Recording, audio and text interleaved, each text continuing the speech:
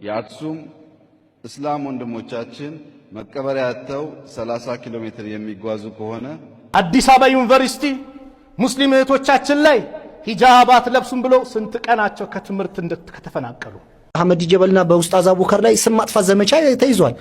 አክሱም ላይ መስጊድ ለመስራት መካ ላይ ይላል። መካና እኛ እኮ ኢትዮጵያኖች ነን። ለምን ያሰለመኝ ኡስታዝ ለምን ነገ ተመልሶ ክርስትናን አይቀበልም? ኡስታዙ አይደል ነገ ተመልሶ ለምን ቄስ አይሆን? የተቀበልኩበትን መቀበል እስልምና በዛ ልክ ነው የተቀበልኩት። እኔ በዚህ መንገድ ነው የምቀጥለው። ህይወት ውስጥ በጣም እንሳሳታቸው ነገሮች ውስጥ አንዱ ችግር ሁሉ ችግር ይመስለናል። ችግር ራሱ ኸይር ይዞ ይመጣል። አሜሪካ በድርድር እያዘናጋች ከበባ እየፈጸመች እንደሆነ እየተነገረ የኢራን ውጭ ጉዳይ ሚኒስትር ሰይድ ዶክተር አባስ አራግጂ ፓኪስታን ሰላም አለይኩም ወራህመቱላሂ ወበረካቱ። በዛሬ ቪዲዮአችን ዶክተር አብይ አህመድ ስለ አክሱም የተናገረውና እንደዚሁም ሌሎች አሪፍ ምርጥ መረጃዎች ይዤ ቀርቤያለሁ። እነዛም ቪዲዮዎችን እንመለከታለን። ሳይድ ነኝ። ቪዲዮን ላይክ አድርጉ፣ ቻናል ሰብስክራይብ አድርጉ። ለእስላማዊ ቻናል ላይ ላይክ መሰሰት የለም። ላይካን እያደረጋችሁ የዛሬን ቪዲዮ እንጀምራለን። ለቢስቱም ኢላ ቀሊላን ለው አንኩም ኩንቱም ተዕለሙን። እነሆ የዛሬ ቪዲዮአችን ተጀመረ። የመጀመሪያ ቪዲዮአችን የምንመለከተው ንጽጽር ላይ የሚሰሩ ወንድምናቶቻችን ከሀገር ውስጥ አልፈው ወደ ውጭ ሀገር ሄደዋል ማለት ነው። told us in the Quran that kuntum khayra ummatin ukhrijat linnas ta'muruna bil ma'ruf wa tanhauna 'anil munkar. He said that you peoples are, you call peoples from Jahannam to Jannah, from hellfire to heaven. So we're calling you because we love you. That's why, okay? እንዳያችሁት እንግዲህ ንጽጽር እያደረጉ ነው ከፈረንጆች ጋር። ያው የሀገር ውስጦቹ ባለጌ ናቸው፣ ስለ ብልግና እንጂ አያወሩ። ወደ በኋላ ላይ እንመጣበታለን። ለማንኛውም አንድ ፈረንጅ እስልምና እንዲቀበል ሰበብ ሆኗል።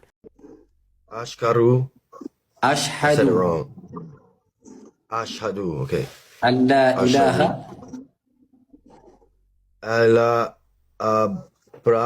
ኢላሃ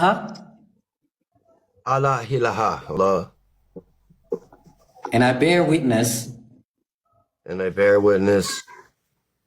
that Prophet Muhammad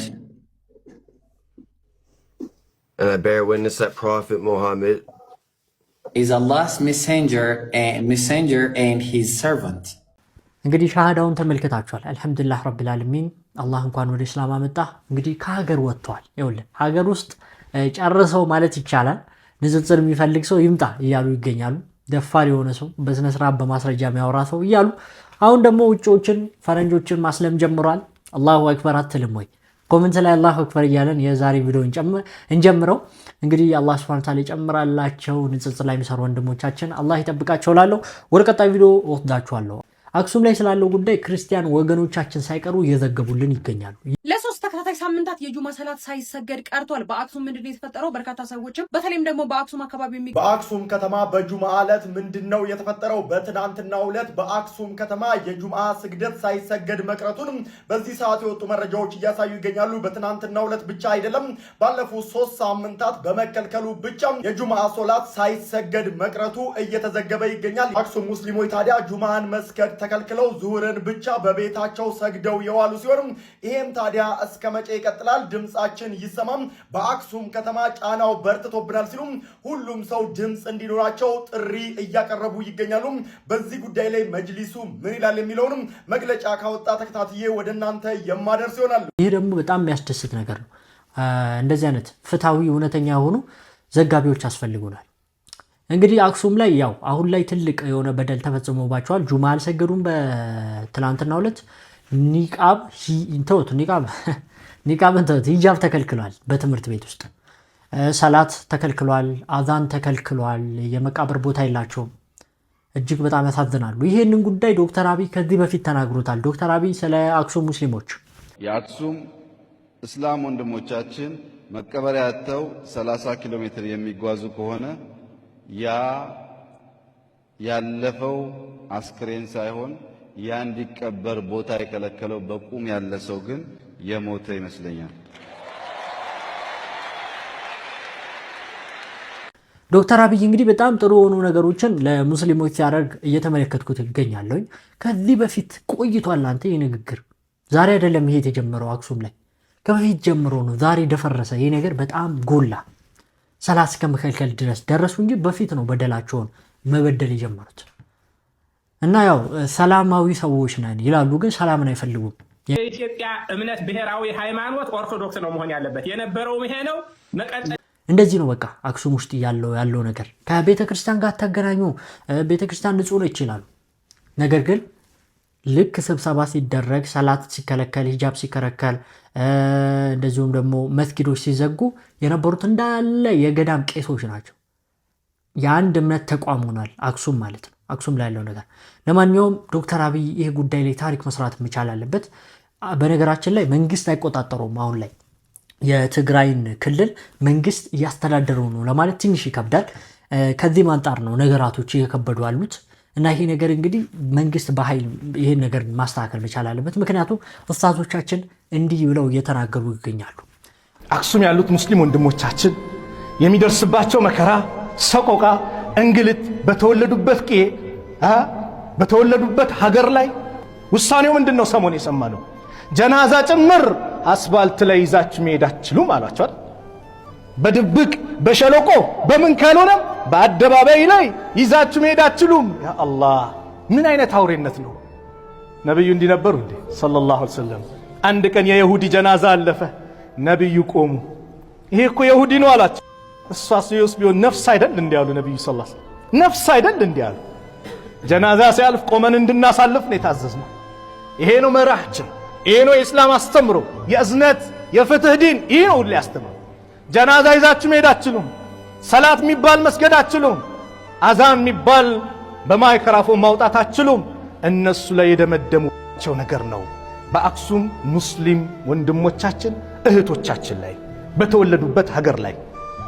ነገር ግን እንደዚህ አምባገነን እንደሆኑ ወላሂ አይዘልቁም። ይዘልቃሉ ወላሂ አላህ ያሳየናል። በዚህ አጋጣሚ አክሱም ያሉ ሙስሊም ወንድሞቻችን ሌሎችም ሀገሮች እየተጨፈጨፉ እየተገደሉ መብታቸው እየተነፈጉ ያሉትን አብሽሩ፣ የአላህ ነስር ቅርብ ነው እንላቸዋለን። የትም ሀገር የሚገኙ ሀገራችንም ውስጥ ዓለምንም ውስጥ ሙስሊሙን የሚበድሉ ሌላንም የሚበድሉ አትበድሉ፣ ካልሆነ የአላህ አያያዝ ብርቱ ነው እንላቸዋለን። በደልና ግፍ የሚፈጽሙትን ግን ግፋችሁ ይጠልፋችኋል፣ ቅርብ ነው ሩቅም አይደለም። የሚጠሉት ይወርሳል፣ የሚፈሩት ይደርሳል ይባላልና ያው አንዳንዴ የሆነ ሰው ገፍቶብህ እንዳይመጣ ባለበት መተው ይቻላል። የበለጠ ስትበድለው የሚፈራው ነገር ይከሰታል። ኢንሻአላህ የአክሱም ምድር ወደ መጀመሪያው ታሪኳ ተመልሳ ትላልቅ መስጊዶች የሚሰሩበት ሙስሊሞች አንገታቸውን ቀና የሚያደርጉበት ይሆናል። አንቀሪብ بإذنillah አብሽሩ فالنصر قريب እንላለን። የሁላችንም ግዴታ በዱዓ እነሱን ማንኛውም ተበዳይ ሙስሊም ተበዳይ ሰው አለመርሳት። በቃ ዋጋ የማያስከፍለን አነስተኛው ትብብርና እገዛ ይሄ አቅም የለኝም አላቅም ምናምን የሚባል ነገር የለም። እንትና ይከለክለኛል እንዲህ ሆናለሁ ታሰራለሁ እፈታለሁ ማንልበት የመጀመሪያው መካከለኛው የመጨረሻው መሳሪያችን ዱዓ ነው። አላየንም ነብዩላህ ሙሳ አለይሂ ሰላቱ ወሰላም ሌሎች ነቢያቶች ይታገሉና መጨረሻ ማን ነው የሚለምኑት? ከመጀመሪያም ጀምሮ አላህ ነው። ኢኒ መግሉቡን ፈንተስር 950 ዓመት ታገሱና ያ አላህ ረድተውኛልና አግዘኛሉ። አላህ እርዳታውን አመጣ። ከአላህ ጋር ትስስራችን ጠንካራ መሆን ያስፈልጋል። ሁሉም ኃላፊው በኃላፊነቱ፣ ታዋቂው በታዋቂነቱ፣ ሁሉም ባለበት የሙስሊሞችን ሐቅ እንዲጠበቅ፣ የመዝሉሞች ሐቅ የተበዳዮች ሐቅ እንዲከበር አስተዋጽኦ ማድረግ የግድ ነው። አላህ ፊት ያስጠይቀናል። አዎ ይሄ ነገር ከደፈረሰ አይጠራም ነገር እየሆነ ነው ያለው። ሙስሊሞች ካፊሮች ወደሚፈሩት ነገር ለመሄድ እያስገድሏቸው ይገኛሉ። ቁርአን ቀደዋል። መስጊድ ውስጥ ገብተው ሙስሊሞችን ቀጥቅጠዋል። ሙስሊሞችን አስረዋል። ሰላት ከልክለዋል። ሙስሊሙ ዝም ብሎ አይቀመጥም።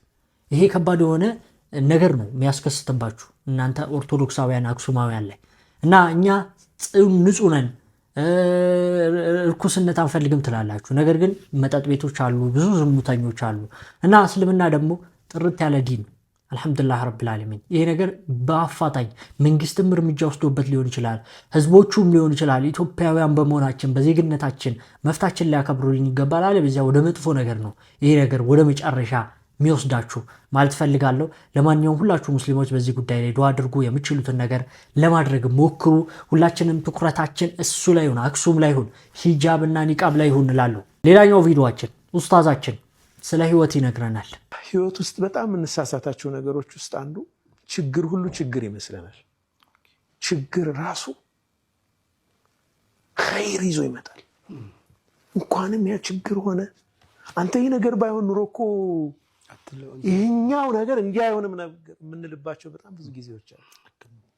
የምናያት ከአሁን በፊት አንስቻለሁ ስፔክትረም ነው ሀያት ህይወት እንደዚህ ነው። ቆርጠ የሆነች ፓርት ብቻ ካያሃት አይመጣም፣ ትክክለኛ እይታ አይኖርህም። ሙሉን ስታየው ነው። ሙሉን ደግሞ አላህ ብቻ ነው የሚያውቀው፣ አንተ አታውቅም። ሙሉን ለሚያውቀው አላህ ስጠው ጉዳይ። ግልጽ ነው። ተስሊም እዚህ ጋር ከተስሊም ቀጥሎ የሚመጣ ነገር ግን አለ፣ ኢሕሳን ይመጣል። አንተ ችግር ውስጥ ነህ።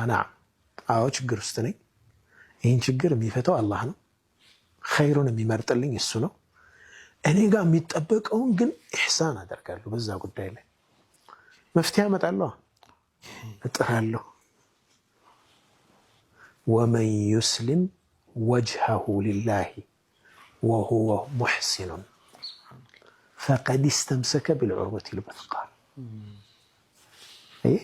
እጁን በቃ ፊቱን ሙሉ ነገሩን ለአላህ አስገዝቷል። ከዛ ደግሞ ሙሕሲን ነው አለ አላህ። ያ ሰው ኢሕሳን ላይ ነው ያለው። ስለ እይታችን ይነግረናል። ተመልክታችሁት እንደመጣችሁት እይታችንና አስተሳሰባችን ማስተካከል አለብን ነው ሐቂቃ። ይሄ ነገር እይታችንን ካላስተካከልን ከባድ ችግር ነው የሚፈጠረው። ዱንያ የመፈተኛ ሀገር ነች። በየጊዜው ድሎት የለም። የሆነ ሰዓት ላይ ችግር አለ፣ የሆነ ሰዓት ድሎት አለ። የሆነ ሰዓት ታለቅሳለህ፣ የሆነ ሰዓት ትደሰታለህ። ታዝናለህ፣ ትደሰታለህ። ችግር አለ፣ ድሎት አለ። ይህን ማወቅ መቻል አለብን። ዛሬ አይደለም ወደፊት ማየት አለብን። ከዚህ በፊት አናልፍም ያልናቸውን ቀናቶች አላህ አሳልፎናል። አልሐምዱሊላህ ረብል ዓለሚን። ወላሂ አላህ እናመስግነው። ወደ አዲስ አበባ ዩኒቨርሲቲ ጉዳይ እንሂድ። አዲስ አበባ ዩኒቨርሲቲ ያለው ፕሬዝዳንት እንዲህ ይላል። ኒቃብ መልበስ ከልክሏል የሚለው እኔም እሰማለሁ።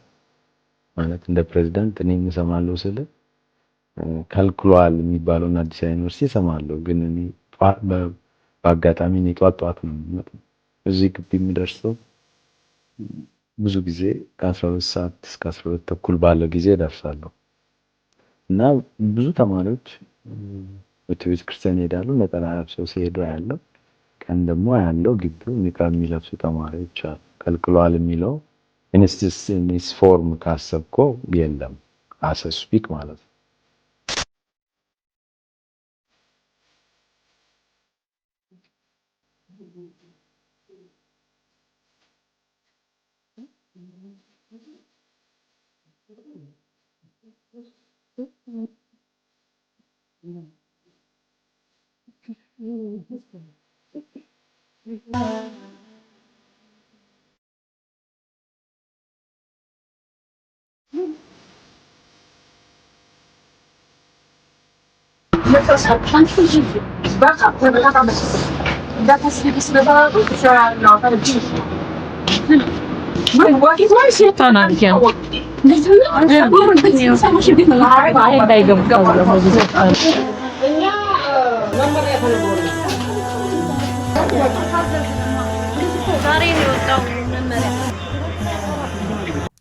እንግዲህ ፕሬዝዳንቱ ያለውን ነገር ሰምታችኋል። ሂጃብ ኒቃብ አይከለከልም ይላል።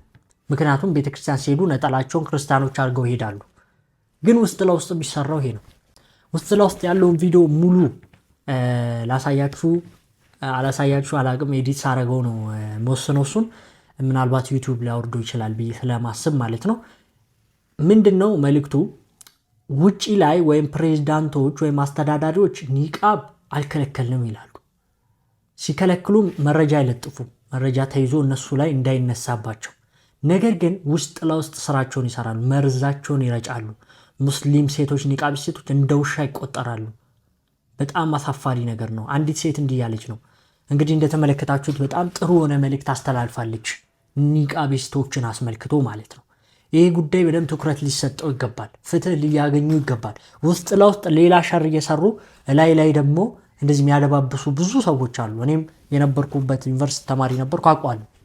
ሙስሊሞች ምን ያህል እንደሚጠሉ፣ ምን ያህል ኒቃቢ ሴቶች እንደሚያንቋሽሹ ወላሂ በጣም ያሳፍራል፣ በጣም ያሳዝናል። እያንዳንዱ የሴት ልጅ መማር፣ የማህበረሰብ መማር እንዲሁም ደግሞ ከሀገሪቷ ላይ መሃይብነትን ማጥፋት፣ የተማረ ህብረተሰብ ማፍራት ለሚፈልግ እያንዳንዱ አካል ጥያቄን አቀርባለሁ።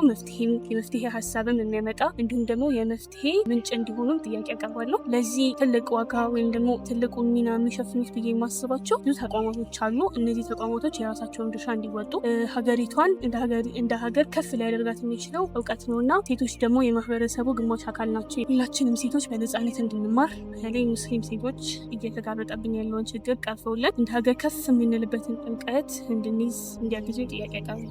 እኔ ያስለቀሰኝ ማለት ነው ዛሬ ምግብ መከልከል አይደለም ማለት በቃ ዛሬ እኮ እንደምን እናልፈዋለን፣ ግን ዛሬ ምግብ መከልከላችን አይደለም። ከዚህ በፊት የጉንችር የእህቶቻችን የደረሰባቸው ነገር አሁን እነሱ የዛኔ የነበረው ነገር ለሆነ ሳምንት ሆይ ብለን በቃ እህቶቻችን ተሆናቸው ከ1000 በላይ ተማሪዎች ከትምህርት ገበታቸው ተሰናበቱ ማለት ነው እና የዛኔ ቁስላችን አልደረቀም ማለት አለ ውስጣችን ላይ የዛኔ የነበረው ቁስል ዛሬ እኔ ውጪ ስባል የዛች እህቴ ቁስል እኔ ጋር ተሰማኝ፣ አመመኝ በጣም ማለት ነው። የእሷ ጣፈንታ እኔ ጋር ሊመጣ እንደሆነ ተሰማኝ። የዛኔ ለእህቴ ስላልታገልኩ ዛሬ የኔ ደጅ መጥቶ እንዳንኳኳ ነገር እህቴ ከሌሎች ልጆቿ ለይታ ሂጂ በቃ እንዳበይ ያለች አይነት ስሜት ነው የተሰማኝ ማለት ነው። ዛሬ እኔ በማንነቴ ነው ወይ ማለት በማንነቴ ምክንያት ነው ይሄን ሰርቪስ ያጣው ያለውት እና በዲኔ ምክንያት ማለት በቃ ዲኔ ያዘኝ ነገር ስለፈጸምኩኝ ከዛ ደግሞ ሰብአዊ መብት የሆነውን ነገር ፕራክቲስ ስላደረኩ ከልጅነቴ ጀምሮ ማንነት የሆነ ያደገውን ነገር ዛሬ በማንነቴ ምክንያት የሆነ ነገር ያጣው እንደሆነ ምግብ የሚሰራበት ቦታ ነው። እዛ ምግብ የሚሰራበት ቦታ ነው። ድንች ተልጦ የድንች ልጣጭ የሚጣልበት፣ ሽንኩርት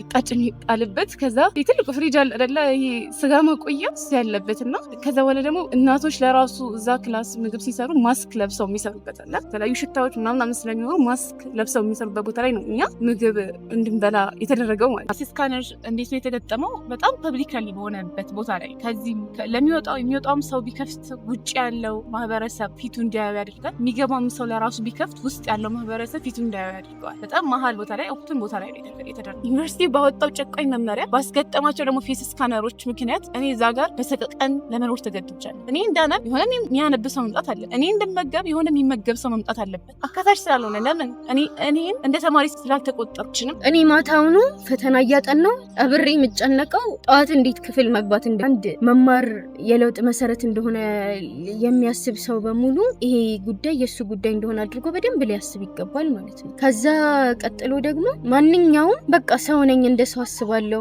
ሰብአዊነት ወይም ደግሞ ይሄ ሂዩማኒቲ ብለን በተለምዶ የምንጠራው ነገር ውስጥ ያለ ብሎ ለሚያስብ ሰው ማስተላልፈው መልእክት በቃ ይሄ ጉዳይ የኔ ብቻ ሳይሆን የእናንተም ጥላቻ ርቆ ሰዋዊነቱን ብቻ አይቶ የሚኖር ሰው በሙሉ እዚህ ጋር እየተሰራ ያለው ግፍ በሙሉ ሊሰማው ይገባል። አንዳንዱ ሙስሊም ይሄ ነገር በጣም ሊያሳስበው ይገባል። አላህ ፊት እንደሚጠየቅበትም ደግሞ እርግጠኛ ሊሆን ይገባል። ስካነሩ ላይ የአይዲ ስካነሩ አክቲቬት መደረግ ይችል ነበረ። እውነት ይህ ነገር የተፈለገበት ዓላማ ተማሪ መለየት ቢሆን እኔን ወደ ሲስተሙ ማስገባት የተፈለገ ቢሆን ለእኔ የሚጨመር ተጨማሪ ነገር ዛሬ ከነማንነት ያላስገባኝ ዛሬ ከነማንነት ያልተቀበለኝ ተቋም ነገ ከነማንነቴ ሀገሬ ውስጥ እኖራለሁ ብዬ እንዳስበ ያደርገኝ። ፍትህ ለአዲስ አበባ ሙስሊም ሴት ተማሪዎች፣ ፍትህ ለኢትዮጵያ ሙስሊም ሴት ተማሪዎች፣ ፍትህ እየተጨቆኑ ለሚገኙ ሙስሊም ሴት ተማሪዎች። ይሄ ነገር መፍትሄ ሊያገኝ ይገባል። ኡስታዞቻችንም ቁጥባ ላይ እንዲህ ብለዋል። እንግዲህ አላህ በሰማነው እንጠቀም ያድርገን። ይሄ ነገር እንዲፈታም ሁላችንም ዱዓ እናድርግ። ኢንሻአላህ አላህ ነስሩን ቅርብ ያድርግልን።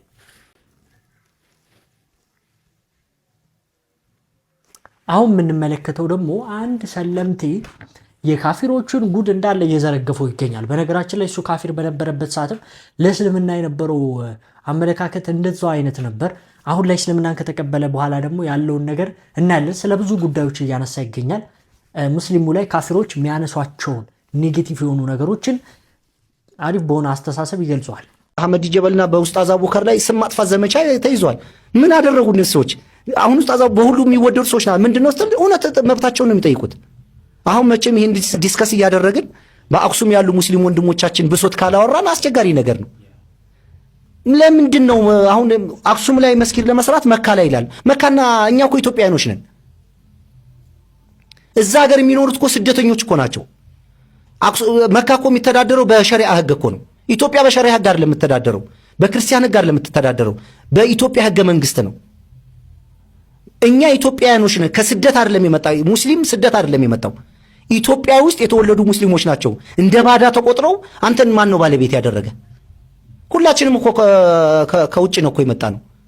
አስተሳሰባችን፣ እምነታችን፣ ሃይማኖትን እኮ ከውጭ ነው የመጣው። የመጣንበት ጊዜና ወቅት ሊለያይ ይችላል። እስልምናን ባዳ አድርገህ አንድን ከተማ የተቀደሰ ማድረግ። ጅማ ላይ እኮ ክርስቲያን አልነበረም ነበር፣ ወደ ኋላ ታሪክ ይደስታይ። ስለዚህ መከባበር አለብን። እዛ ሀገር ያሉ ትግራይ ውስጥ ያሉት ክርስቲያን ወንድሞቻችን ለሙስሊሞች ይሄ ነገር እንዲፈቀድ፣ በሙስሊሞች ላይ የሚደረገው ጫና፣ በሙስሊሞች ላይ የሚደረገው ተጋድሎ፣ ስቃይና መከራ ማቆም አለባቸው ለራሳቸው ሲሉ። ይሄ እኔ አመፅን እንዲመጣ አልፈልግም። በአገሬ ላይ አመፅ እንዳይመጣ ነው መከላከል የምፈልገው። ይሄ ነገር ተደራርቦ ግን የሆነ ችግር ከተፈጠረ ሁሉ ልጆቻችን ሀገር አልባ ነው የሚሆኑት። ምን ይጠቀማል እርስ በራሳችን ብንጨራረስ? በ21ኛው ክፍለ ዘመን እንዴት ሰው እዚህ ሀገር መስጊድ እንዴት አሰራም ተብሎ አትሰግድም ተብሎ እንዴት ይደበደባል? ስለዚህ ኢትዮጵያውያኖች ናቸው። በየትኛውም ኢትዮጵያ ክልል ላይ መስጊድ የመጠየቅ መስገድ ህገ መንግስታዊ መብታችን ነው። አይፈቀድ ለንጽጽር ራሱ አይሆን። መካና አክሱምም ማነጻጸር አችልም። ስለዚህ ኢትዮጵያ ውስጥ አፋር ክልል እኮ ድፍን 100% እኮ ሙስሊም ነው። ሶማሌ እኮ ድፍን % ሙስሊም ነው። ቤተክርስቲያን አይሰራም አልተባለም። መብት የላቸውም። አገር ሆኖ ለብቻቸው በሸራም ከሆነ መብታቸው ነው። እኛ የምንተዳደረው በኢትዮጵያ ህግ እንጂ በእስልምና በክርስትና ምናምን ይሄ ክርስቲያን ደሴት ነው ይሄ ሁላችንም መጤዎች ነን። ሃይማኖታችን ከሆነ ከኛ አይደለም የመጣበት ጊዜና ወቅት ቢለያይም ይሄ መሰልጠን አለብን። በሃይማኖት ምክንያት መጣላት መደባደብ የለብንም፣ መሰዳደብ የለብንም። መወያየት ግን መልመድ አለብን። የታዋቂ ሙስሊሞችን ኡስታዞችን ስም በማጥፋት የክርስቲያኖችን አስተማሪዎች ስም በማጥፋት የግል ህይወታቸውን በመነካካት ንግዳቸውን በመነካካት በየተገኘበት እንደዚህ በል በዚህ ይሄ ጥቅም የለውም። ስለዚህ ሁላችን ስልጡን ዜጋ ሆነን በህግና በስርዓት እየተዳኘን ሃይማኖታችን ለየራሳችን የምንኖርበት እንጂ ሰው የምናስገድድበታለን። እኔ እናንተ ሙስሊም ከሆንን በሙስሊም ህግ ስርዓት መኖር የኔ እናንተ ግዴታ ነው እንጂ የመላው ኢትዮጵያ አይደለም። የመላው ኢትዮጵያ የመላው ሙስሊም አይደለም። ማስተማር፣ መናገር፣ መወያየት እንችላለን። ማስፈራራት፣ መሳደብ፣ ዛቻ ምናምን ጥቅም የለውም ለማለት ነው። በጣም አመሰግናለሁ። ተላይ በጣም አመሰግናለሁ። ስለ ነብዩ መሐመድ የነበረን ዕውቀትና ግምት ግልብጥ እኮ ነው ሆኖ ያገኙት። ለሴት ልጅ ያላቸው አክብሮት፣ ለእናታቸው ያላቸው አክብሮት፣ ከሰዎች ጋር እንዴት እንደሚገቡ እንዴት ተራማጅ ሰው እንደሆኑ የሚጠየቁ የሚመልሱ ትሁት፣ የሚገርሙ አባት፣ የሚገርሙ ባል፣ የሚገርሙ የጦር መሪ፣ ሌላ ተቃራኒ ሞር ደግሞ በቃ ስለ ያንን እያወኩ በመጣው ቁጥር በጣም ይሄ በአካል ሆኖ የምታያቸው ሰው ፊል ታደርጋለን እስኪሰማ ድረስ። አንዳንዴ የህንድ ፊልም አይተህ ታውቃለህ? ቁጭ ብለው ህልም ሐሳብ የሚያዩ ልክ እንደዛ ጽሁፉን ህይወት ታሪካቸውን ስታነብ ትገጣጥመውና ልክ በአካል እየነካሃቸው ምናምን እስኪመስልህ ድረስ ነው የሚገዛ። ዝም ብሎ እንኳን ፍልስፍና ቢሆን ሰው እንደዛ አለመሆን የማይፈልግ ካለ ጤነኛል። እና ሰው ምንድነው ምለው ያንብቡ፣ ከሰው የሰማነውን እንተውና ያንብቡ። ይተው፣ እስልምናን ይጠይቁ፣ ያንብቡ። እስላም መሆን አይጠበቅባቸውም። እስልምና ምንድን ነው የሚለው እስልምናን ያንብቡ። የነቢያቶች ሚና ስራ ምንድን ነው፣ እንዴት ነበር ሲኖር የነበሩት ያንብቡ። ከሰው ወጥተው አሁን ማንም ሰው መጠይቅ አያስፈልግም። እዚህ ጋር ጭነህ ማንበብ ትችላለህና የነበረኝ ንቄትና እንትን ግልብጥ ነው የሆነው። በክብር ተተክቷል በሚገርም ሁኔታ። እና እዛ ነው ይሄ ሃይማኖት በራሱ መጥፎ ሳይሆን ሃይማኖተኞቹ ናቸው ስለማይኖሩት አገር እየተበጠበጠ ነው፣ ዓለም እየተበጠበጠች ነው። እኛ ሰላም እያጣን ነው። አሁን የምንሰራበትን የምናመርትበትን ለመሳሪያ ለምናምን የሚፈጀውን ጊዜ ወደ ልማት ብንቀይረው ምን ያህል ሰላም ይሆን ነበረ እንጂ ሁሉም ሰው ሃይማኖቴ ይላል፣ ተደብቆ ደግሞ ነገር ይበላል። ሁላችን የሰለጠን ሰው ብንሆን የሰለጠነ ህግ ቢኖረን መንግስትንም እኛንም እኩል የሚገዛ ሁላችን የምንፈራው የምናከብር። ለምን ኢትዮጵያ ሃይማኖት ሀገር አይደለችም? የእስላም ሀገር አይደለችም? የጴንጤ ሀገር አይደለችም? ኦርቶዶክስ ሀገር አይደለችም? ይሄ ዝም ብሎ ወሬ ነው እሱ። ኢትዮጵያ የኢትዮጵያውያኖች ሀገር ነች። እስላም በእስልምናው ቢተዳደር ራሱ በስርዓት ቢኖር፣ ክርስቲያኑ የሚለው በራሱ ሃይማኖት የሌለው ሰው አሁን ብዙ ይሄ ሲበጠብጥ አይተህ ታውቃለህ? ለዛ ነበር እነሱ የሚማርኩኝ የነበሩት። ሎጂካል ናቸው፣ በምክንያት ነው የሚያምኑት። እንዲህ ነኝ እንዲያ ነኝ ብለው አይበጠብጡህም። የሚጠይቁት ጥያቄ የለም። አሁን እኛ ፖለቲካናችንም የሰለጠነ አይደለም። መወያየት አንችልም። ሰው መጥቶ የምናደደው ለምንድን ነው? እዳ አማራ ምናምን ይላል አንዱ ቲክቶክ ላይ መጥቶ፣ አንዱ ደግሞ ኦሮሞ ምናምን ይላል። ነኝ ያለው ነገር ያሰቃየዋል። በአፍንጫ እንዴት ሰው አይቀልድም? ግን እሬ ሃይናም ምናምን ብሎ አይሰድብህም። በሌለ ነገር ላይ ለምን የሌለን ነገር አዳብረህ እኔ ነኝ ብለህ ስለያዝከው የሌለ ነገር ሲነካብህ አንተ ስለሆነ ያመጣኸው ትበሳጫለህ። ሰው ትገላለህ። በአና በኦ እንዴት ሰው ይጋደላል? ሁሉም እኮ ፊደል ውስጥ እኮ ነው ያሉት። አም ትም ኦም የሚለውም እኮ ፊደል ውስጥ እኮ ነው ያለው እንጂ አሁን የኦሮሞ ልብ ምት የሚባል አለ? የአማራ ልብ ምት የሚባል አለ? የልብ ስራ ለሁሉም ህይወት የሚሰጥ ነው እንጂ አሁን ልብ ስትተኛ ለሁሉም አካልህ ህይወት ይሰጣል። ይሄኛው ግን አእምሮ ላይ የተጫነብህ ነገር ግን ስትተኛ ትረሳዋለህ። ስትነሳ ነው ነገር የምትበላው ቅድም እንዳልኩ። ስለዚህ ሰው በሃይማኖቱ ቢኖር ሃይማኖቱ የሚለውን ቢያከብር አገር ሰላም ነው የምትሆነው፣ አትበጠበጥም። ሁላችንም ማጭበርበር ብናቆም፣ መዋሸት ብናቆም። ታውቃለህ አሁን ስለ እስልምና ሚዛን ላይ ያለ ነገር አለ፣ ንግድ ላይ ያለ ነገር ሁሉ ሰው እንዴት እኩል ማስተናገድ እንዴት እንዳለባቸው። ከሚሰበስቡት ንግድ በአመት ዘካ ቢሰጡ ሰደቃ ቢያወጡ ድሃ ይኖር ነበረ? በነገራችን ላይ ተደላያል። አፋር ሽርጥ ይለብሳል። በፊት ከወገብ በላይ ራቁቱን ይሄዳል። ከወገብ በላይ ራቁቱን የሚሄደው ሙቀት ስለሆነ ነው ወይዘሩ እንጂ እኔ ሽርጥ አይደለሁም። ወደ ኦሮሚያ ክልል ስትሄድ ኦሮሞ የሚለብሰው ባህል አለባበስ አለ። ኦሮመኛ የሚባል ቋንቋና ባህል መገለጫ እንጂ ኦሮሞ የሚባል ሰው አላህ አልፈጠረም ነው። ግን መገለጫዎች አሉ። ቅድም እንዳልከው አሁን እስልምናም እንደዛ ነው። በነገድ ምናምን በእንትን የተለየው ማን የማን ቤተሰብ ነው? ከቤተሰብ እንደማለት እኮ ነው። አሁን የኔ ፋሚሊ ብዬ የምጠራው ማን ነው? ሚስቴና ልጆቼን እኮ ነው። ከዝን ትላለህ አጎት አክስት እያልክ እንደዛ የሚቀጥለው ነገር አለ፣ ይሰፋል። አዎ በማንነት ደረጃ ግን የሰው ማንነቱ አንድ ነው። መበላለጫ ሊሆን አይችልም በጭራሽ የለም። ወንድ ከወንድ እንዴት ይበላለጣል? አሁን ያንተ ወንድ ነህ፣ እኔ ወንድ ነኝ። ያንተ ህይወት ስርዓትና የኔ ህይወት ስርዓት እኮ አንድ አይነት እኮ ነው። አንተ ዘር ሰጭ ነህ፣ ሴቷ ዘር ተቀባይ ነች። በሴትና በወንድ መካከል ደግሞ ይህንን የፈጠረ ያመጣ ፈጣሪ አለ፣ ባለቤት አለ። እኛ አላመጣንም ሴትና ወንድ። ሴትና ወንድ ያመጣ ፈጣሪ አለ። ሴት አድርጎ ፈጠራት፣ ወንድን ወንድ አድርጎ ፈጠረ። በዚህ ውስጥ እንደ አፍንጫ እንደ አይን አማራ የሚባል ነገር አማራ የሚባል አፍንጫ አለ። አሁን ያንተ አፍንጫ ስራው ምንድን ነው? መተንፈስና ማሽተት ነው። የኔም እንደዛ ነው የሚሰራው፣ የዚህም ወንድም እንደዛ ነው የሚሰራው። የወንድ ሁሉ አፍንጫ እሱ ነው የሚሰራው። ግን የወንዱ ሰልካካ አፍንጫ ውዱ ስታደርግ የሚሰማ ስሜት ግን እኔ መጀመሪያ ቀን አለቀስኩ በጣም ውዱ ስታደርግ። አዎ በጣም የሚደረጉት ነገሮች ናቸው የገረሙኝ። እኔ ፓርቶቹ የሚደረጉት ፓርቶች ምን ያህል ጥበበኛ ነው። አሁን ይሄ የሰው ነው ማለት ለዚህ ነው። አሁን እኔ እስልምና ሰው አስገድዶኝ አይደለም። ይሄን የምነግርህ ነገር ሰው ነግሮኝ አይደለም። ይሄ ነገር ደፍነትሊ የሰው አይደለም ብዬ ነው አንዳንድ ነገሮችን ከተፈጥሮ ስርዓት ጋር እሷ እንዳትተውብኝ።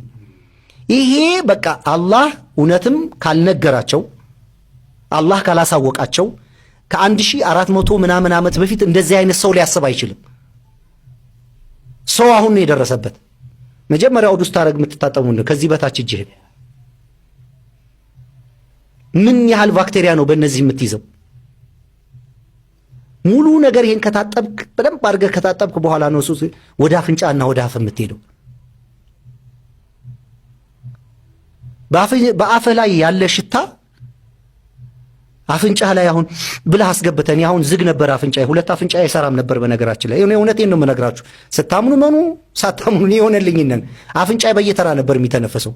አሁን ውዱ ማድረግ ጀመርኩ፣ የለም ሁለቱም አፍንጫዬ ይሰራል። ሁለቱም አፍንጫዬ አፍንጫህ ላይ አስገብተህ በግራህ የምታወጣው ሙልጭ አድርጎ ነው የሚያወጣው። እኔ በደንብ ነው የምስበው። ስለምን ስለ ውዱ በደንብ ስቤ እስኪሰማን ሙልጭ አድርጎ ነው የሚወጣው። ቆሻሻ ያስደነግጣል።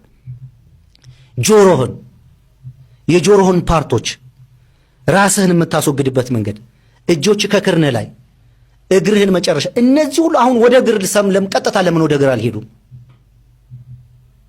እግርህ ታፍኖ ነው የሚውለው። በእግር ብዙ ነገር የምትነካካው ነገር አለ። የእግርህን ፈንገስ ወደ አፍ አታስገባም። ወደው ይህን ከጨራረስክ በኋላ ነው ወደ እግር የምትሄደው። ንጽህናው ከዛ ሽንት ደግሞ ልብስህን እንዳይነካህ። ሽንት ምን ያህል መሽናትን አይደለም እስልምና የተቃወመው፣ አለመሽናት እንዲያውም ምን ያህል ጣጣ እንዳለበት ትምህርት ሰጥተዋል። ሽንትህ ላይ እስቲ ልብስ ላይ ይረፍ። ሽታው ሰው እኮ አያስቀምጥም። ጠብ ሽንትህ ልብስን እንዳይነካህ በደንብ አድርገህ አጽድተውተህ ፈስን ስትፈሳ ልብስህ ላይ እኮ ይቀራል ሽታው፣ መቀመጫ ላይ እኮ ይቀራል። ስትሰግድ እኮ ሌላ ሰው ልትረብሽ ይችላል። በውሃ ጥብ አድርገህ ምን ያህል ንጽህና ከምን አይነት ህመም እየተገላገልክ እንደሆነ። አሁን እኔ ግመል ያለበት አካባቢ ነው ያደግኩት። ግመል ሲያልፍ የሚሸተው ሸታታ ስለሆነ ነው በተፈጥሮ። ታውቃለህ ስለ ግመል? ብዙም አላውቅም። ሲሸኑ ወደ ግራ ታፋቸው ነው የሚሄደው ሽንታቸው። አንድ እግራቸው ይሄ ግራ እግራቸው ተቆርጦ ነው የሚወገደው። አይበላም ግመል ሽንት ስለሚያርፍበት የሚሸተው እኮ እሱ ነው።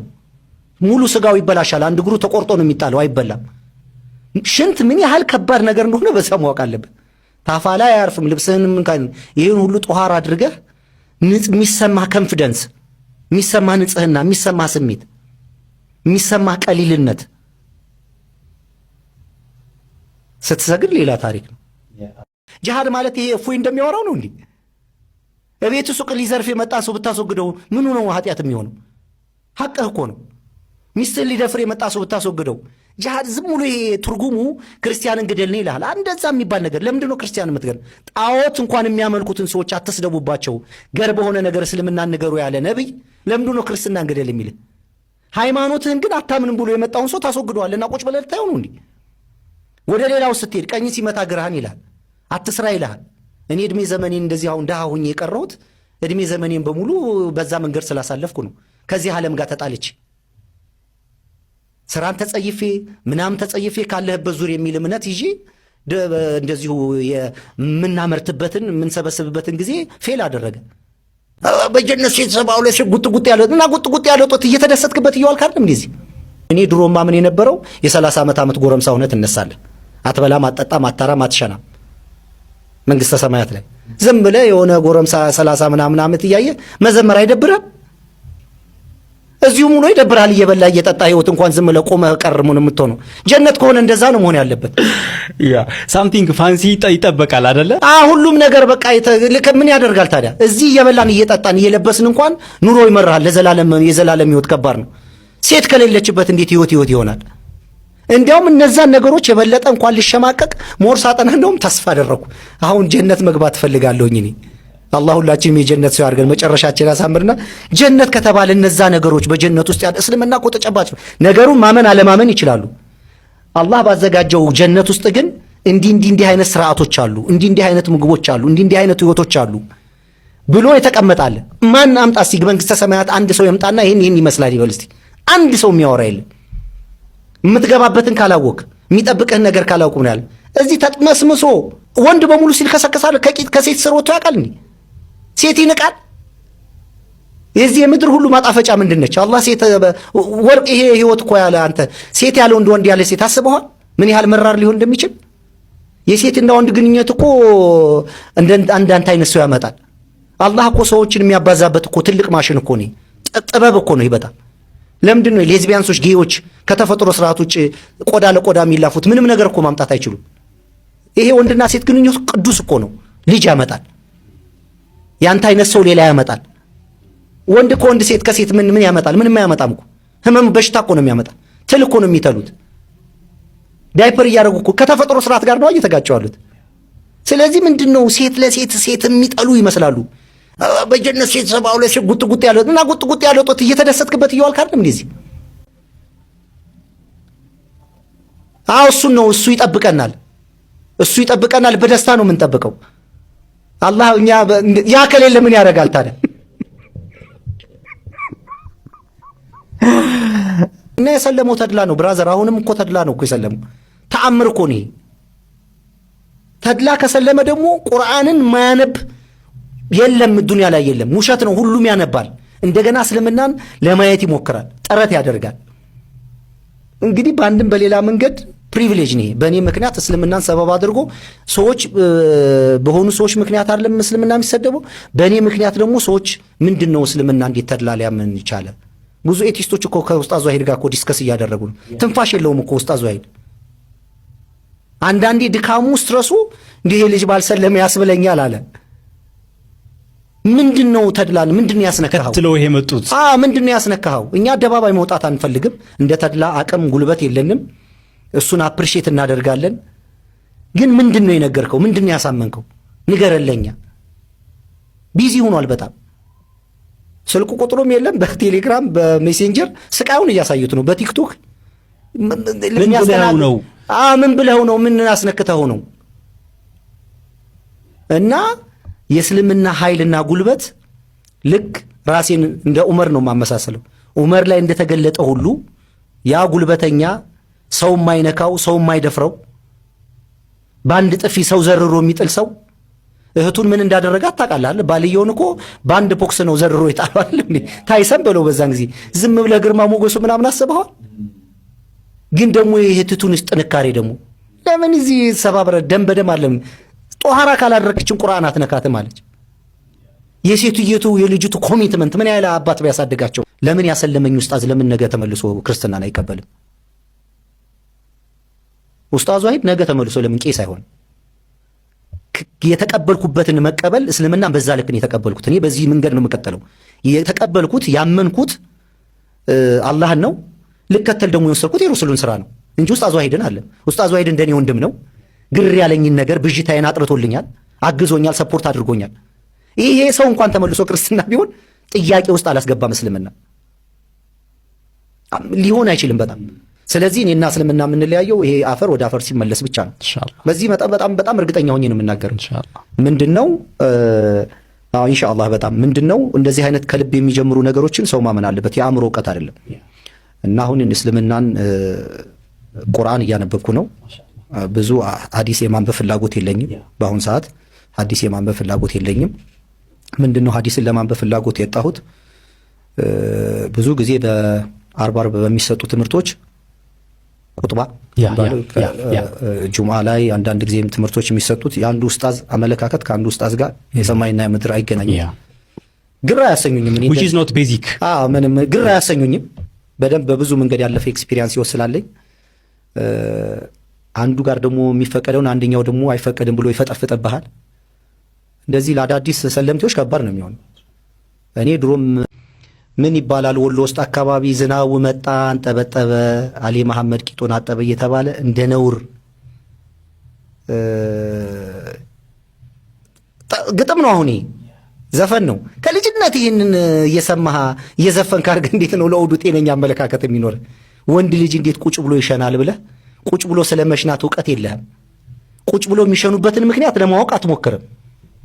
ቁጭ ብሎ መሽናትንና ሽንታቸውን ደግሞ በእኛ ጊዜ ጤነኛ ጊዜ ነበረ፣ ሶፍትም አልነበረም። በድንጋይ ይዘው ሽንታቸውን ይሄ ምንድነው ለማድረቅ ማለት ለማድረቅ የሚያደርጉትን ስታይ ትጸየፋቸዋለህ ምናምና እንዴት ይገባሃል? ያን ሎጂካል ነው ግን ዝም ብለህ እንዲሁ እሱ ነው እንትን ነው ሎጂካል እኮ የምትሆነው አእምሯችን ዝግ እኮ ነው። በአንተ እኮ ይኸውልህ የተጫነብህ ነገር እኮ ነው ይሆንክ በህይወትህ እኮ የሚገለጠው። ይኸውልህ ለምሳሌ ስፈጠር እኮ እኔ ተድላ ምናምን የሚባለው ትምህርት ሀብት ሆንም እኮ ፕሮግራም ይሆንክ የምትሄዳቸው ነገሮች እኮ ናቸው። የሆነ ሴትዮ መጣ ተድላ ብላ ስም ታወጣልሃለች። ከዛ ደግሞ አባትህ አማራ ነው እናትህ ትግሬ ነች፣ እንደዚህ ነው ኦሮሞ ነህ ምናምን ነህ የከሌ ልጅ ነህ ምናምን እየተባለ የተማርክ ነህ። ትምህርት ነው ተብሎም አይቆጠርም። ቅዳሜ ገበያን የተማርኩት መምህር አካለ ወልድ ነው ወይዘሮ ስህን ነው ምናምን ትላለህ። ኢትዮጵያዊ ነኝ አባቴ ዘበኛ ነው የዘበኛ አለቃ ነው ምናምን ትላለህ። ፕሮግራም የተደረክበት ነገር ነው የሚገልጽ። እነዚህ ጥላቻዎች እያሉ ይገለጡብሃል። ዝም ብለህ አሁን ዓለም በሸሪዓ ብትተዳደር ዓለም ላይ ብጥበጣ ይኖራል ብለህ ታስባለህ? መድፈር ይኖራል ብለህ ታስባለህ? አንድ ሴት የደፈረ ሰው በዋስ በምናምን ተብሎ 10 ዓመት 7 ዓመት በአደባባይ ከተንጠለጠለ እቃውን ቆርጠህ ካስወገድከው ሲሰርቅ እጁን ካስወገድከው ማን አባቱ ነው የሚሰርቀው? ግን ይሄ ከኢንሁማኒቲ ጋር ይያያዛል። ሌሎቹ ያያይዙታል። እሱ ሴት ነው ዲሞክራሲ ያመጣው ነገር ነው። ትክክለኛ ቅጣት ነው እሱ። ይሄ ሰውዬ ቢኖርም ይጠቅማል። እጁን ቆርጠህ እኮ እድል ትሰጠዋለህ ከተሻሻለ። እጁን ቆርጠህ ካላረፈ ታስወግደዋለህ። ምን ችግር አለ? ይሄ ማን ነው ኢንሁማኒ? ይሄን ዲሞክራሲ እኮ ነው። አላህ እኮ ነው ይሄንን ያዘዘው። ፈጣሪም ይሄ ሰው አይደል ቆይቶ ብዙ ሰው ከሚደፍር ከሚበጠብጥ ለምን በጊዜ አትሸኘውም? ፈጣሪ ስርዓት ለመኖር ጭካኔ ይፈልጋል። ጭካኔው ግን ለፍትህ ነው አይደል? ለፍትህ ነው። ፍትህ እኮ ነው። መጣ ሰው ብታስወግደው ምኑ ነው ኃጢአት የሚሆነው? ሐቅህ እኮ ነው። ሚስትን ሊደፍር የመጣ ሰው ብታስወግደው ጂሃድ ዝም ብሎ ይሄ ትርጉሙ ክርስቲያንን ግደልኝ ይልሃል። እንደዛ የሚባል ነገር ለምንድን ነው ክርስቲያን የምትገል? ጣዖት እንኳን የሚያመልኩትን ሰዎች አትስደቡባቸው፣ ገር በሆነ ነገር እስልምና ንገሩ ያለ ነብይ ለምንድን ነው ክርስትናን ግደል የሚል? ሃይማኖትህን ግን አታምንም ብሎ የመጣውን ሰው ታስወግደዋልና ቁጭ ብለህ ታየው ነው እንዴ? ወደ ሌላው ስትሄድ ቀኝ ሲመታ ግራህን ይልሃል፣ አትስራ ይልሃል። እኔ እድሜ ዘመኔን እንደዚህ አሁን ደሃ ሆኜ የቀረሁት እድሜ ዘመኔን በሙሉ በዛ መንገድ ስላሳለፍኩ ነው። ከዚህ አክሱም ላይ መስጊድ ለመስራት መካ ላይ ይላል። መካና እኛ እኮ ኢትዮጵያኖች ነን። እዛ ሀገር የሚኖሩት እኮ ስደተኞች እኮ ናቸው። መካ እኮ የሚተዳደረው በሸሪዓ ህግ እኮ ነው። ኢትዮጵያ በሸሪዓ ህግ አይደለም የምትተዳደረው፣ በክርስቲያን ህግ አይደለም የምትተዳደረው፣ በኢትዮጵያ ህገ መንግስት ነው። እኛ ኢትዮጵያኖች ነን። ከስደት አይደለም የመጣው ሙስሊም፣ ስደት አይደለም የመጣው። ኢትዮጵያ ውስጥ የተወለዱ ሙስሊሞች ናቸው እንደ ባዳ ተቆጥረው አንተን ማን ነው ባለቤት ያደረገ? ሁላችንም እኮ ከውጭ ነው እኮ የመጣ ነው። አስተሳሰባችን፣ እምነታችን፣ ሃይማኖትን እኮ ከውጭ ነው የመጣው። የመጣንበት ጊዜና ወቅት ሊለያይ ይችላል። እስልምናን ባዳ አድርጋ አንድን ከተማ የተቀደሰ ማድረግ። ጅማ ላይ እኮ ክርስቲያን አልነበረም ነበር፣ ወደ ኋላ ታሪክ ይደስታይ። ስለዚህ መከባበር አለብን። እዛ ሀገር ያሉ ትግራይ ውስጥ ያሉት ክርስቲያን ወንድሞቻችን ለሙስሊሞች ይሄ ነገር እንዲፈቀድ በሙስሊሞች ላይ የሚደረገው ጫና፣ በሙስሊሞች ላይ የሚደረገው ተጋድሎ፣ ስቃይና መከራ ማቆም አለባቸው ለራሳቸው ሲሉ። ይሄ እኔ አመጽን እንዲመጣ አልፈልግም። በሀገሬ ላይ አመጽ እንዳይመጣ ነው መከላከል የምፈልገው። ይሄ ነገር ተደራርቦ ግን የሆነ ችግር ከተፈጠረ ሁሉ ልጆቻችን ሀገር አልባ ነው የሚሆኑት። ምን ይጠቀማል እርስ በራሳችን ብንጨራረስ? በ21ኛው ክፍለ ዘመን እንዲህ ሰው እዚህ ሀገር መስጊድ እንዴት አሰራም ተብሎ አትሰግድም ተብሎ እንዴት ይደበደባል? ስለዚህ ኢትዮጵያኖች ናቸው በየትኛውም ኢትዮጵያ ክልል ላይ መስጊድ የመጠየቅ መስገድ ህገ መንግስታዊ መብታችን ነው። አይፈቀድም። ለንጽጽር ራሱ አይሆን መካና አክሱምም ማነጻጸር አችልም። ስለዚህ ኢትዮጵያ ውስጥ አፋር ክልል እኮ ድፍን 100% እኮ ሙስሊም ነው። ሶማሌ እኮ ድፍን % ሙስሊም ነው። ቤተክርስቲያን አይሰራም አልተባለም። መብት የላቸውም። አገር ሆኖ ለብቻቸው በሸራ እንኳን መብታቸው ነው። እኛ የምንተዳደረው በኢትዮጵያ ህግ እንጂ በእስልምና በክርስትና ምናምን ይሄ ክርስቲያን ደሴት ነው ይሄ ሁላችንም መጤዎች ነን። ሃይማኖታችን ከሆነ ከኛ አይደለም የመጣው። የመጣበት ጊዜና ወቅት ቢለያይም ይሄ መሰልጠን አለብን። በሃይማኖት ምክንያት መጣላት መደባደብ የለብንም፣ መሰዳደብ የለብንም። መወያየት ግን መልመድ አለብን። የታዋቂ ሙስሊሞችን ኡስታዞችን ስም በማጥፋት የክርስቲያኖችን አስተማሪዎች ስም በማጥፋት የግል ህይወታቸውን በመነካካት ንግዳቸውን በመነካካት በየተገኘበት እንደዚህ ይበል በዚህ ይሄ ጥቅም የለውም። ስለዚህ ሁላችን ስልጡን ዜጋ ሆነን በህግና በስርዓት እየተዳኘን ሃይማኖታችንን ለየራሳችን የምንኖርበት እንጂ ሰው የምናስገድድበታለን። እኔ እናንተ ሙስሊም ከሆንን በሙስሊም ህግ ስርዓት መኖር የኔ እናንተ ግዴታ ነው እንጂ የመላው ኢትዮጵያ አይደለም። የመላው ኢትዮጵያ የመላው ሙስሊም አይደለም። ማስተማር፣ መናገር፣ መወያየት እንችላለን። ማስፈራራት፣ መሳደብ፣ ዛቻ ምናምን ጥቅም የለውም ለማለት ነው። በጣም አመሰግናለሁ ተላይ፣ በጣም አመሰግናለሁ። አክሱም ላይ መስጊድ ለመስራት መካ ላይ ይላል። መካና እኛ እኮ ኢትዮጵያኖች ነን። እዛ ሀገር የሚኖሩት እኮ ስደተኞች እኮ ናቸው። መካ እኮ የሚተዳደረው በሸሪዓ ህግ እኮ ነው። ኢትዮጵያ በሸሪዓ ህግ አይደለም የምትተዳደረው፣ በክርስቲያን ህግ አይደለም የምትተዳደረው፣ በኢትዮጵያ ህገ መንግስት ነው። እኛ ኢትዮጵያኖች ነን። ከስደት አይደለም የመጣው ሙስሊም፣ ስደት አይደለም የመጣው። ኢትዮጵያ ውስጥ የተወለዱ ሙስሊሞች ናቸው እንደ ባዳ ተቆጥረው አንተን ማን ነው ባለቤት ያደረገ? ሁላችንም እኮ ከውጭ ነው እኮ የመጣ ነው። አስተሳሰባችን፣ እምነታችን፣ ሃይማኖትን እኮ ከውጭ ነው የመጣው። የመጣንበት ጊዜና ወቅት ሊለያይ ይችላል። እስልምናን ባዳ አድርጋ አንድን ከተማ የተቀደሰ ማድረግ። ጅማ ላይ እኮ ክርስቲያን አልነበረም ነበር፣ ወደ ኋላ ታሪክ ይደስታይ። ስለዚህ መከባበር አለብን። እዛ ሀገር ያሉ ትግራይ ውስጥ ያሉት ክርስቲያን ወንድሞቻችን ለሙስሊሞች ይሄ ነገር እንዲፈቀድ በሙስሊሞች ላይ የሚደረገው ጫና፣ በሙስሊሞች ላይ የሚደረገው ተጋድሎ፣ ስቃይና መከራ ማቆም አለባቸው ለራሳቸው ሲሉ። ይሄ እኔ አመጽን እንዲመጣ አልፈልግም። በሀገሬ ላይ አመጽ እንዳይመጣ ነው መከላከል የምፈልገው። ይሄ ነገር ተደራርቦ ግን የሆነ ችግር ከተፈጠረ ሁሉ ልጆቻችን ሀገር አልባ ነው የሚሆኑት። ምን ይጠቀማል እርስ በራሳችን ብንጨራረስ? በ21ኛው ክፍለ ዘመን እንዴት ሰው እዚህ ሀገር መስጊድ እንዴት አሰራም ተብሎ አትሰግድም ተብሎ እንዴት ይደበደባል? ስለዚህ ኢትዮጵያውያኖች ናቸው በየትኛውም ኢትዮጵያ ክልል ላይ መስጊድ የመጠየቅ መስገድ ህገ መንግስታዊ መብታችን ነው። አይፈቀድም። ለንጽጽር ራሱ አይሆን መካና አክሱምም ማነጻጸር አችልም። ስለዚህ ኢትዮጵያ ውስጥ አፋር ክልል እኮ ድፍን 100% እኮ ሙስሊም ነው። ሶማሌ እኮ ድፍን % ሙስሊም ነው። ቤተክርስቲያን አይሰራም አልተባለም። መብት የላቸውም። አገር ሆኖ ለብቻቸው በሸራም ከሆነ መብታቸው ነው። እኛ የምንተዳደረው በኢትዮጵያ ህግ እንጂ በእስልምና በክርስትና ምናምን ይሄ ክርስቲያን ደሴት ነው ይሄ ሁላችንም መጤዎች ነን። ሃይማኖታችን ከሆነ ከኛ አይደለም የመጣው። የመጣበት ጊዜና ወቅት ቢለያይም እንግዲህ እንደተመለከታችሁት ነው አላህ በእስልምና ላይ ያዝ ነው። ወንድማችን ወላሂ ለአላህ ብለን እንወዳለን። አላህ ይጠብቅህ ማለት ፈልጋለሁ። በቃ ካፊሮች ጋር ያለውን ነገር በደንብ ነካክቶታል። ብዙ ጊዜ ካፊሮች ስለ መታጠብ ጉዳይ፣ ስለ ንጽህና ጉዳይ እኛን ለማንቋሸሽ ይሞክራሉ። ተግማምተው ማለት ነው። ተግማምተውብን እኛ ላይ በዚህ መልኩ እኛን ለማንቋሸሽ ይሞክራሉ። ስለ ሴቶች ጉዳይ ያወራሉ። እነሱ የሚሰሩት ዝሙት፣ የሚሰሩት ዚና ስንትና ስንት በቃ ሐላል ነው እኮ እነሱ ጋር ዲና በጣም ሲምፕል ነገር ነው። ከትዳር በፊት ኦሮብ በለው ጭራሽ እሱማ የሚገርም ነው። እርድና ነው። የወንድ ልጅ ጉብዝና ማሳያ ነው። አላህ ይጠብቀን። ተመልከት፣ እንደዚህ አይነት ነገርን እያሳደዱ እስልምናን ነብዩ መሐመድን ሲነቁ አይገርሙም?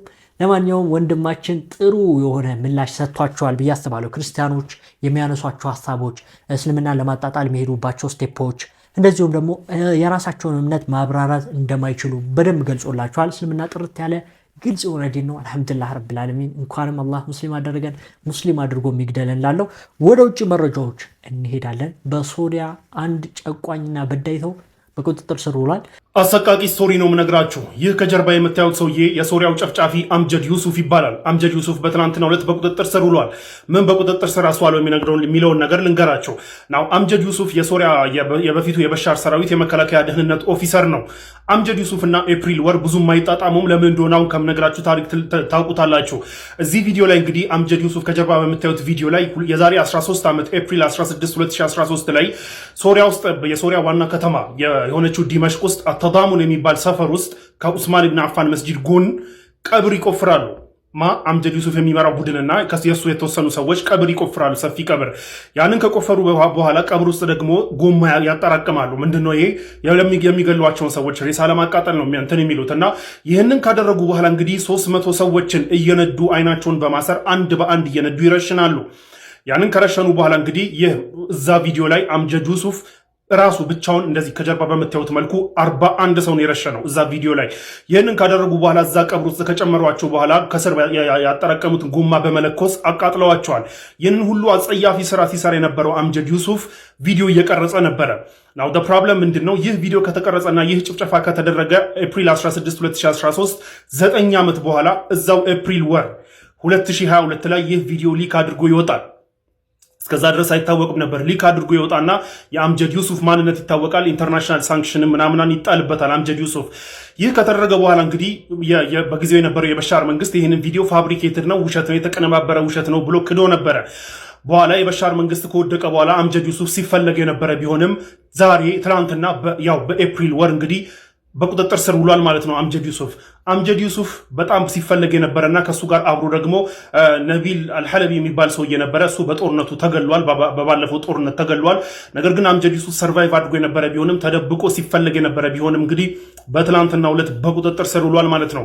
እዚህ ምድር ላይ ግፍ ስትፈጽም ከ13 ዓመትም በኋላ ይሁን ከምንም በኋላ ይሁን ያው ለህግ ትቀርባለህ ማለት ነው። አምጀድ ዩሱፍ የሚገባውን ያገኛል ብለን ተስፋ እናደርጋለን። እንዲሁም ደግሞ ሌሎች ከውጭ ወዳገኘናቸው መረጃዎች እንሄዳለን። እንዲህ ቁርአን በመቅራት ነበረ ፕሮግራሙን የጀመሩት የቱርኩ ፕሬዝዳንት ረሲፕ ታይብ ኤርዶሃን። አሊፍ ላም ሚም ዛሊከ ልኪታቡ ላ ረይበ ፊህ ሁደን ሊልሙተቂን አለዚነ እንግዲህ እንደሰማችኋቸው ነው ረሲፕ ታይብ ኤርዶሃን ይህ በቁርአን የከፈቱት ፕሮግራም ማለት ነው። ከ333 በላይ ሐፊዞች በሚመረቁበት ወቅት ነው። ቱርክ እንዲህ አይነት ልምድ አላት፣ በየዓመቱ ብዙ ሐፊዞችን ማስመረቅ። ረሲፕ ታይብ ኤርዶሃንም በቦታው በመገኘት እንግዲህ ማለት ነው የተለያዩ ዝግጅቶችን ያደርጋሉ። የዘንድሮውን ደግሞ እንደዚህ ቁርአን በመቅራት ነበር የከፈቱት። እሳቸው ብቻ ሳይሆኑ ትላልቅ ከፍተኛ የመንግስት ባለስልጣናት በዚህ ፕሮግራም ላይ ታድመዋል። ሌሎችም ትላልቅ መሻይኾችና ዑለሞች እንግዲህ እነዚህን ልጆች ወይም ደግሞ ሐፊዞችን ለማስመረቅ በፕሮግራሙ ድምቅ ያለም እንደነበር እንግዲህ አልፏል ማለት ነው። የቱርኩ ፕሬዚዳንት ረሲፕ ታይብ ኤርዶሃን ለቁርአን ያላቸው ፍቅር የተለየ ነው።